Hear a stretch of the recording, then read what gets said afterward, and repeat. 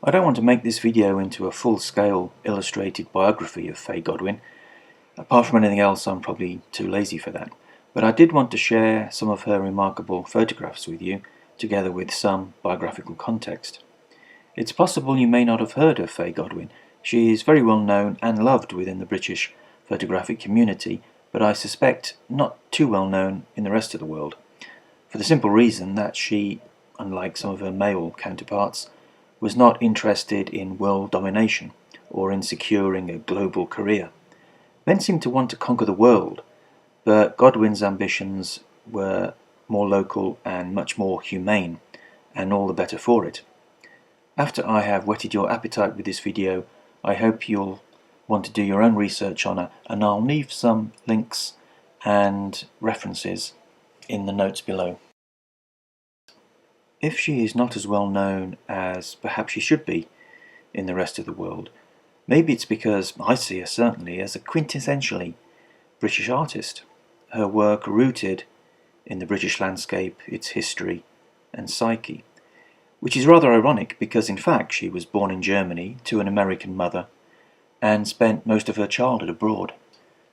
Whenever I see Godwin's work, particularly the earlier images, I can't help but make a connection with British artists such as Paul Nash and Edward Burrough, Eric Revelous, Constable or Peter Lanyon, and writers and poets like Ted Hughes, John Clare, Thomas Hardy, Tennyson. And indeed, she produced a number of books in collaboration with such notable writers as Ted Hughes, John Fowles, and Alan Stillitoe. She also produced some acclaimed portraits of British writers.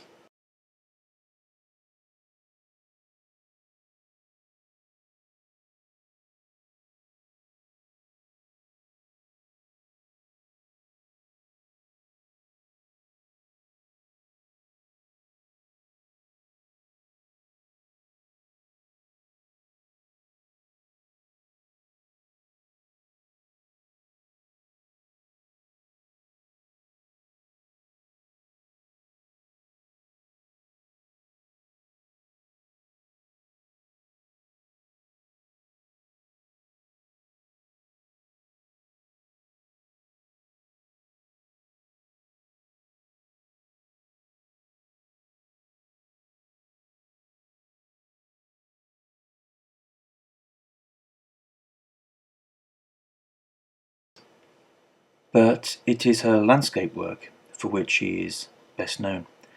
And I tend to think of it in three groups.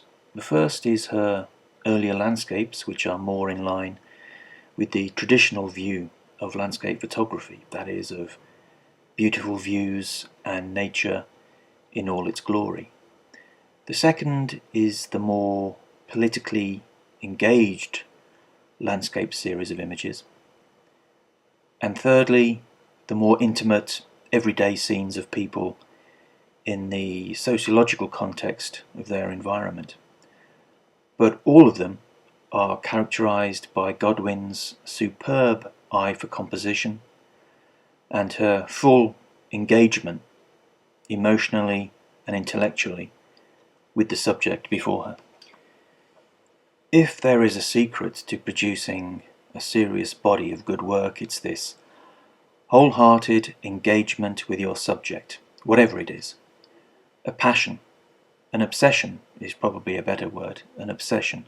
I don't think you necessarily have to like your subject, but to have an obsession suggests that there is something you have to express. You have to release, almost as a way of keeping your own sanity. Being an artist is not necessarily being a happy, optimistic, creative individual. In fact, very often artists can be the opposite of that. But there needs to be something you have to explore, to excavate and express.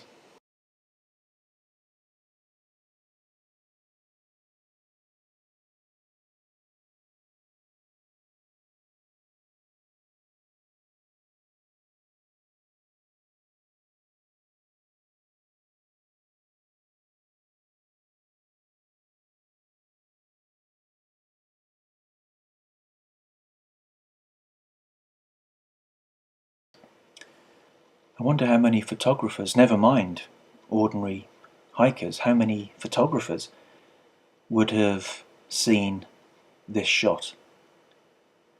The angle of the standing stone there, echoing that of the dry stone wall climbing up the mountain, and the end of the wall as it comes down and nearly touches the standing stone, the whole thing forming a kind of a Z shape, and just the right proportion of sky to land too. It's a magnificent image.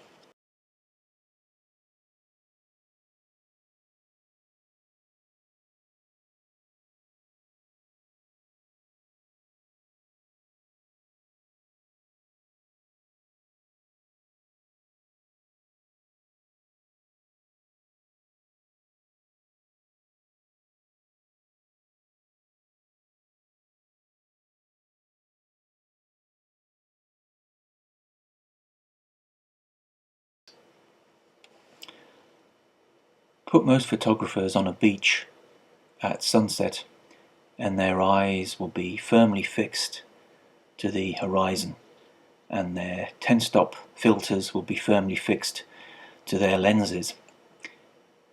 So eager are they to produce yet another sunset image.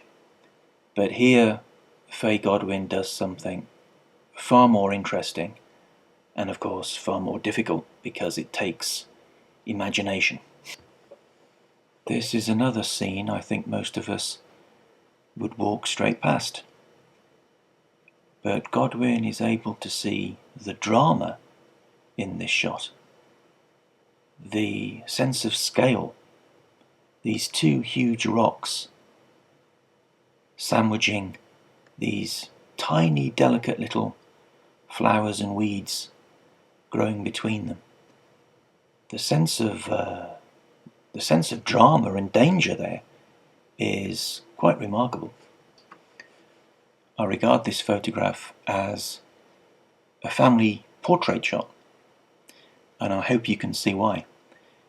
The ability to see interest and beauty where others see only ugliness is a great gift.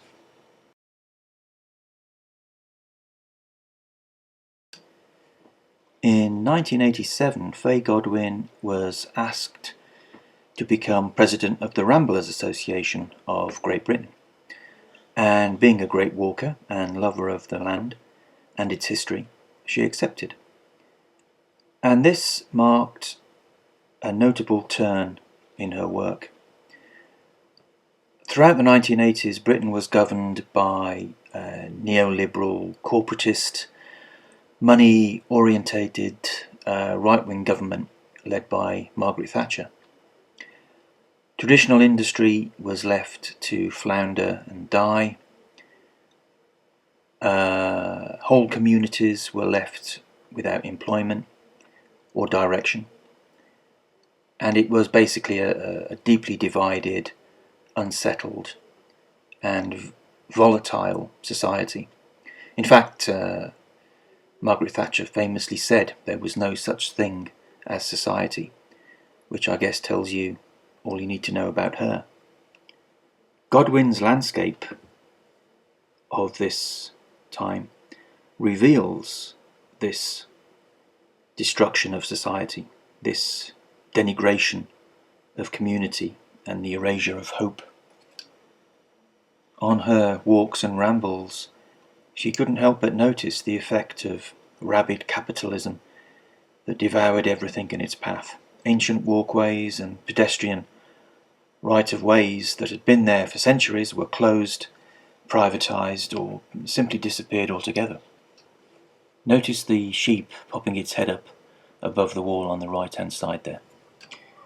But whether we're talking about the Fay Godwin who gives us the orthodox or the more orthodox beautiful images of landscape, or these pictures of a landscape under threat from government, industry, the military, and other powerful vested interests, there is always a deep sense of place and a poetry of space. It is the reason her work is not just beautiful on aesthetic terms, but powerful and commanding in moral terms as well. And although some of these photos are 30 years old, it remains relevant and urgent work. In fact, more urgent and relevant as we understand better today the effect of global warming and short-sighted economic return.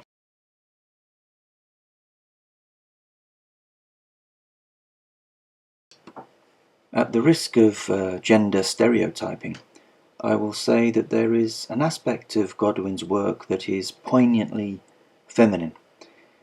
As a wife and mother, she was concerned with the future for her children and of the planet generally.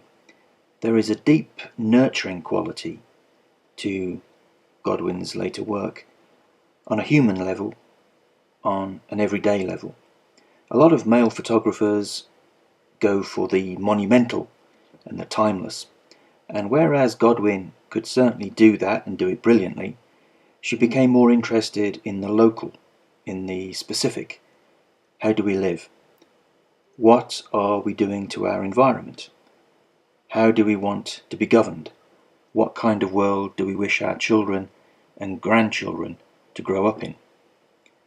I said earlier on that the 1980s in Britain was a divided and troubled country, and so it is again today. And I hope that somewhere out there are photographers like Fay Godwin who are recording, documenting what is being lost and what there is still to be saved.